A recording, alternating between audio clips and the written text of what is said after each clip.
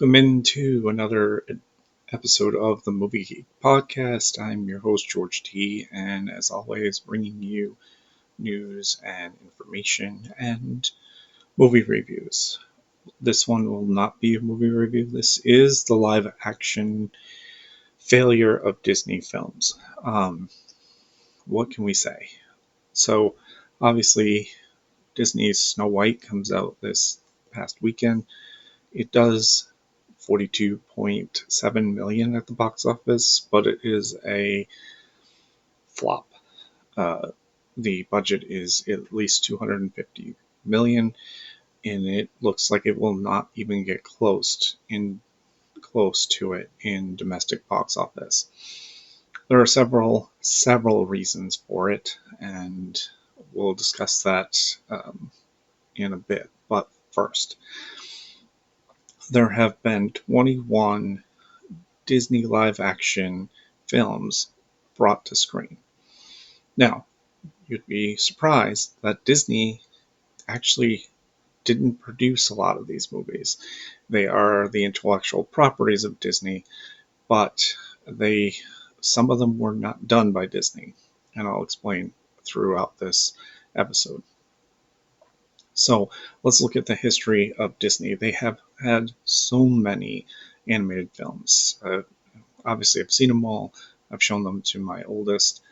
Soon we'll be showing it to my youngest. But bringing a lot of those films to a live action screen has not worked in a lot of instances. And for whatever reason, it hasn't worked. Maybe because people just like nostalgia. They like that they were animated, or done so far, we were all kids when these were, or we were introduced to them as kids. I think that's the biggest drawback to doing live action films for Disney, besides the fact that they have incorporated huge budgets into these films to get the special effects right and get the story straight. So again, does Disney want to continue down that path? At least in the last few movies that they have released, have not fared well, whether it be with critics, with fans. It hasn't worked.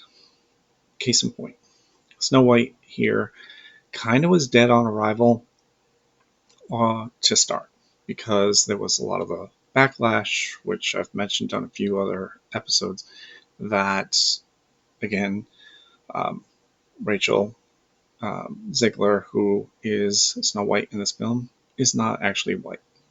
Look, that is not the main concern I would ever look at a character and go, well, that doesn't fit the profile. Because there have been tons of movies that don't fit profiles. Take your pick of like any books or comic books or whatever that have come to the screen.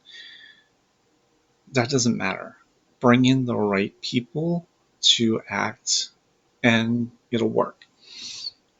Rachel Ziegler, I kind of know her best from the prequel Hunger Games, Songbirds and Snakes, and she did a really good job with it, and she was really, really good in it. So, when she was announced to be Snow White, I didn't have an issue with it. But again, a lot of fans did, or a lot of people did. And I think that is partially because, obviously, political climate. And so, as this film got closer and closer, um, fans were still like, oh, we're not going to want to see this. And then, as they started doing some press, Rachel did not help herself with the whole publicity of the movie, saying that it's Snow White is kind of outdated. Snow White doesn't need a strong man to help her in her quests and so on. And just simple statements like that, maybe some on the political side, and just rubbed people the wrong way. So normally they have a huge red carpet for movies. They didn't do that for this movie, and it's understandable with all the all the backlash and everything to this film. So it is bomb. We'll see how it does in the box office this weekend up against A Working Man, Death of a Unicorn, and Women in the Yard. Again, will the majority of the money get split out, or will, because some of the backlash, maybe some people are like, "Oh, I want to see the movie. Is it really bomb?" You know, I mean, again, look at Electric State. I did a recap on that. There were so many people that hated that film, and I actually didn't mind the film. But for some reason, Disney has an issue with live action films. Now, granted, some of them have made a lot of money, but critically, not big.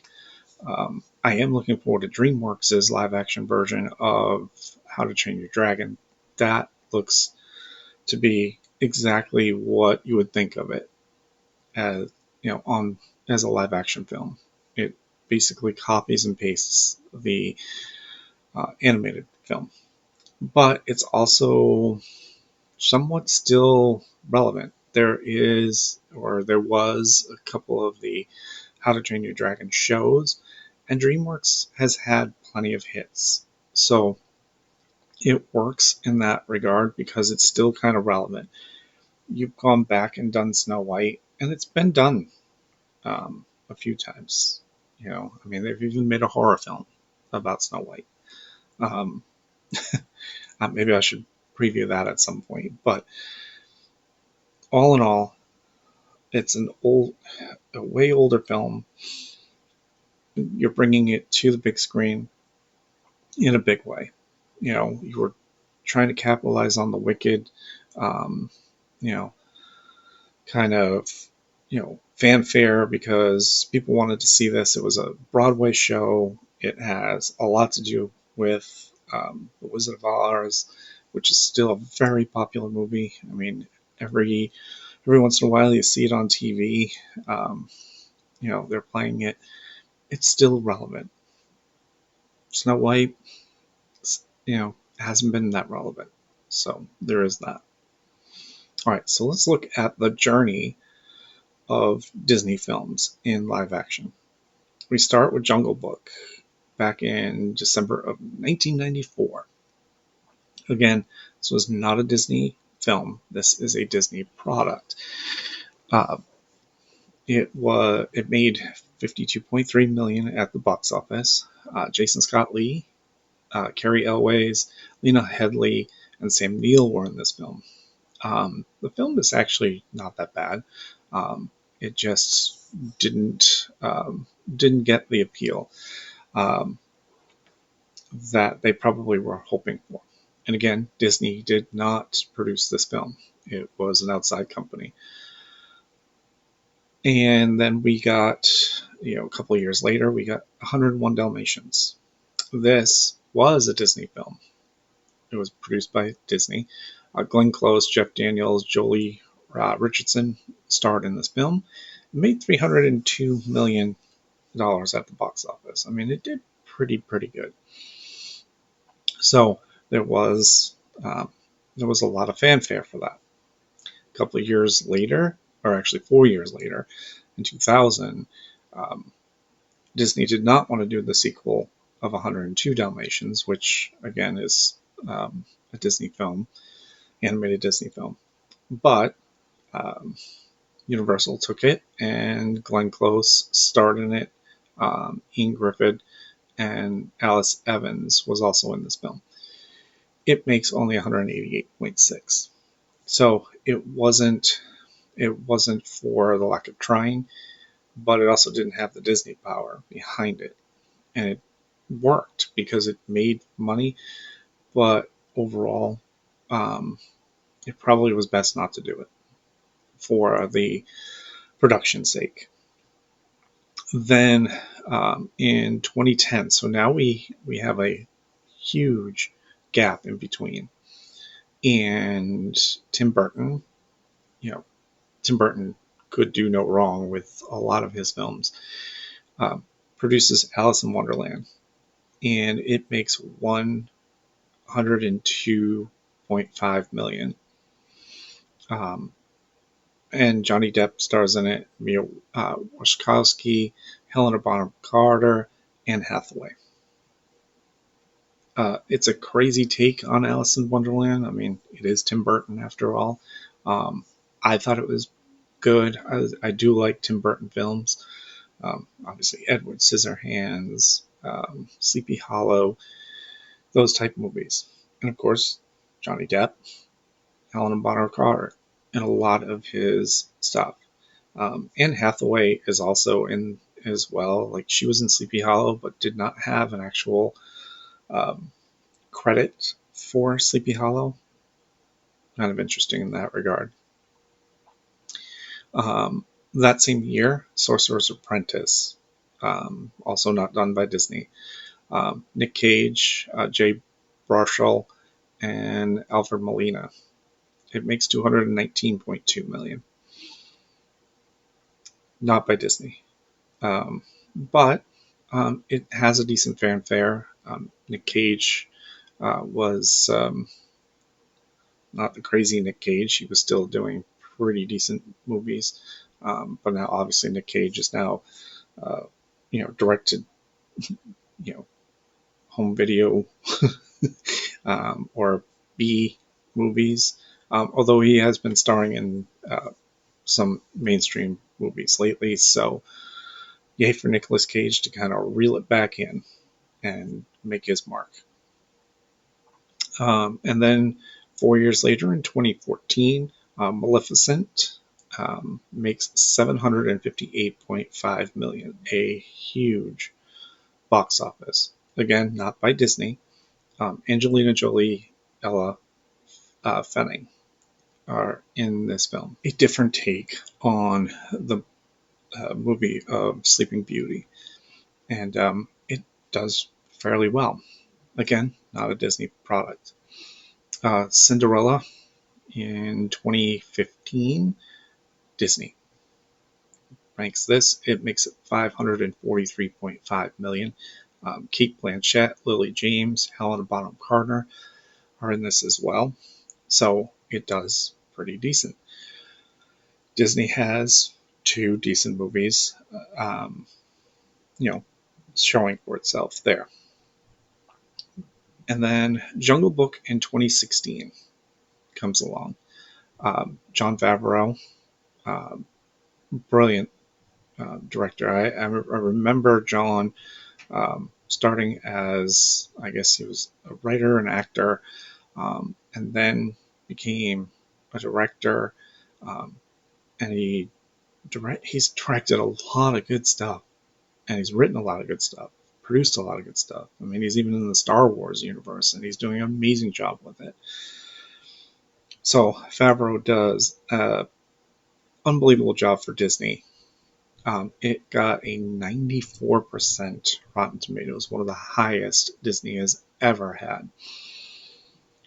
$966.6 million. It almost does $1 billion at the box office.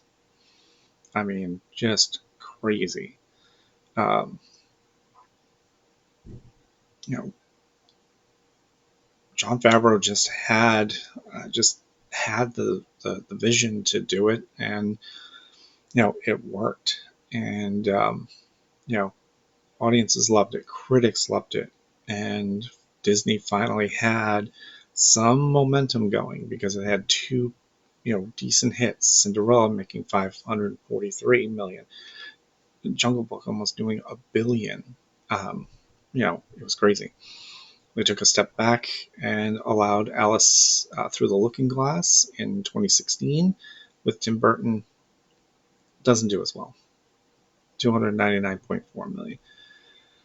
So, that expectation of, you know, Tim Burton always going to make, a decent film.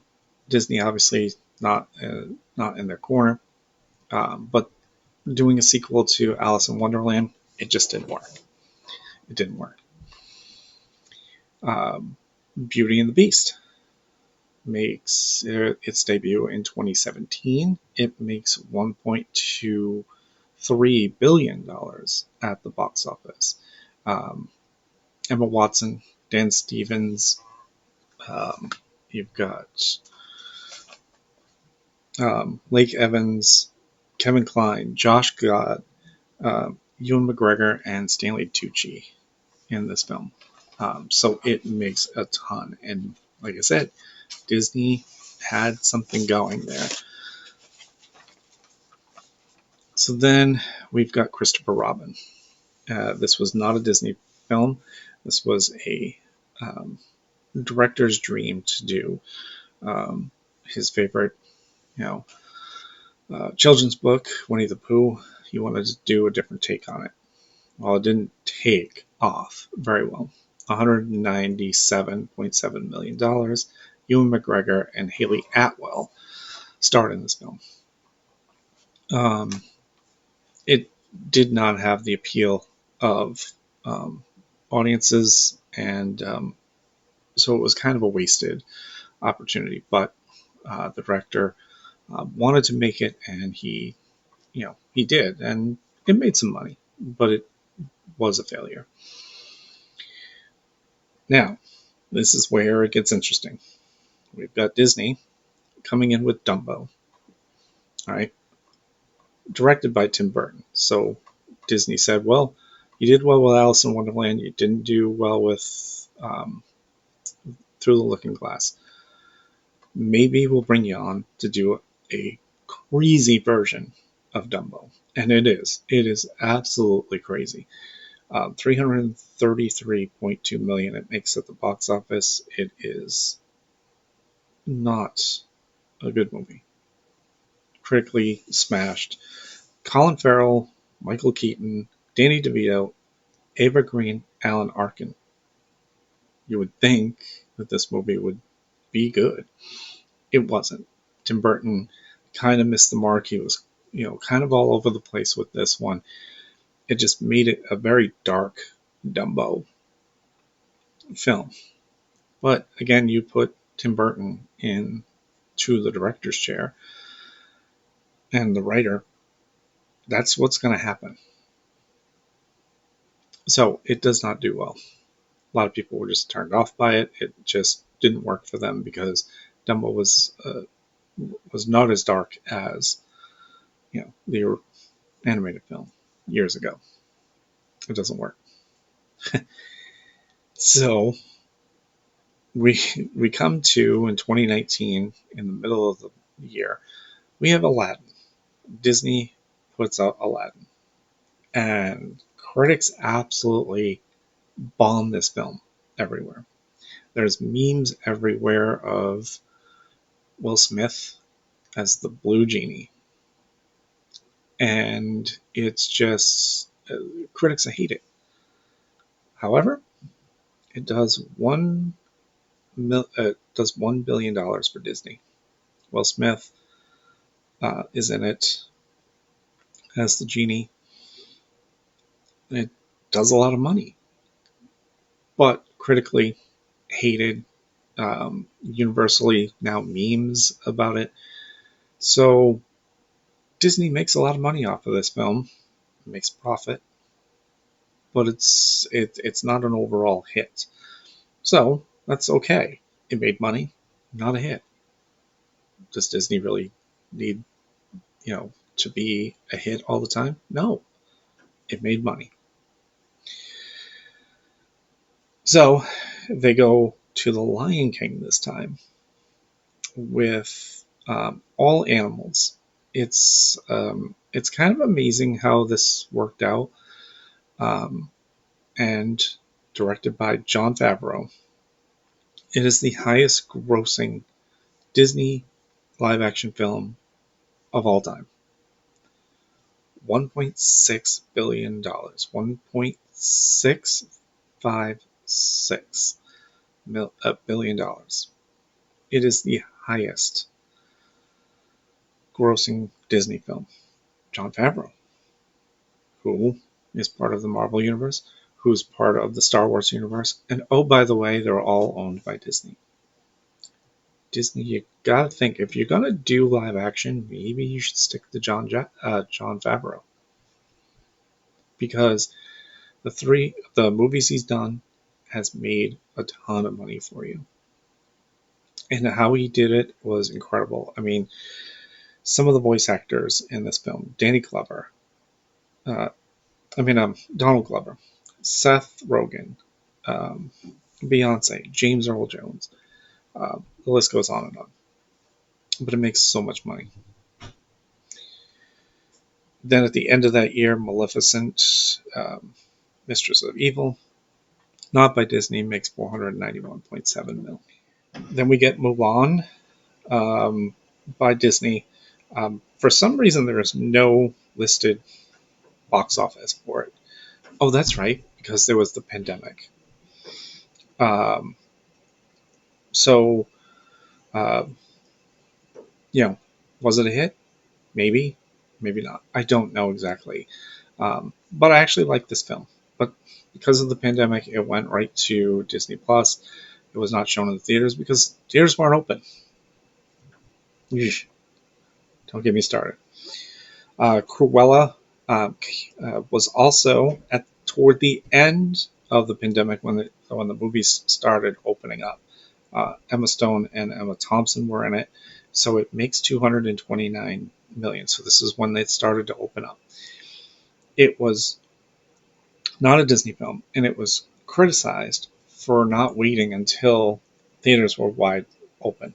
It was shown on, very limited screens, but it was one of the first movies that came out when the theater started opening. So can't really crush it, even though it was a good movie. You can't really crush it. It was just poor timing, absolutely poor timing. Uh, and now one of the worst films, and it was by Disney. So now we're starting to see the effects of this. So September of 2022, Pinocchio comes out. The cast itself is amazing. All right. Again, they didn't list how much money it made, but I'm assuming with a Rotten Tomato score of 22%, it was directed by Robert Zemeckis, who has done huge box office hits, and starring Tom Hanks, Joseph Gordon-Levitt, uh, Keegan-Michael Key, Cynthia Erivo, Lorraine Bracco, um, Evan Ainsworth, and uh, there's no listed box office for this because for whatever reason it didn't work, and it didn't work, so they didn't list it. Peter Pan and Wendy, Disney Plus decided they weren't going to put another movie out because of what has happened. So they put it on Disney Plus, so there's no box office for this. Critically horrible. Jude Law plays Captain Hook. Um, no need to go on. So Disney decides, okay, we're going to put out a movie on the big screen. Critically bombed, and it made some money, but did not officially make enough money, so it was considered a bomb. Little Mermaid. Haley Berry, um, Melissa McCarthy, Javier Bardem. Only makes 564.6 million. What was the budget for this film? If it is a bomb, how will this make 564 million and still be considered a bomb? I don't know. Finally, Mufasa, The Lion King, not by Disney, in December of last year, makes 626.6 million. So, um, so again, there have been 23 films now of intellectual properties of Disney, and not as many as you would think were produced by Disney. But it has seemed to I want to say after the effects of um, The Lion King with Jon Favreau, it just seems like there has been a multitude of bad producing or over budgeting and critically hated films. So maybe Disney should probably take a step back and say, okay, maybe less production, um, more on storytellers, or again, put it in the hands of your best directors. Um, Although, like I said, Robert Zemeckis is a really good director. Pinocchio, for some reason, just didn't work. And then, of course, like I said, they went right to Disney Plus with Peter and Wendy. And then Little Mermaid was somewhat of a disaster. But again, what was the budget on this film? I don't know. But again, that is what you have. So, what do you guys think of Disney live action films? Um, are they good? Are they bad? Is it just Disney oversaturating the market um, and trying to make a buck? All right, so that is it. I want to thank everyone for listening and watching, and look out for more shorts. I've got a ton of stuff coming out, as I said in my last episode. Next week is going to be a full week with Minecraft movie coming out, so I have the 2-part video game version, uh, movie episodes coming, and then obviously I've got my weekly one. And plenty more. I still have a couple more reviews to do of movies, so look out for that stuff. Thank you very much, and I will see you all at the movies. You like that, baby? Let him know where I came from, yeah! See you next time. Bye. Waiting for you. Goodbye. Goodbye. Bye. Goodbye. Hasta la vista, baby. That's all, folks.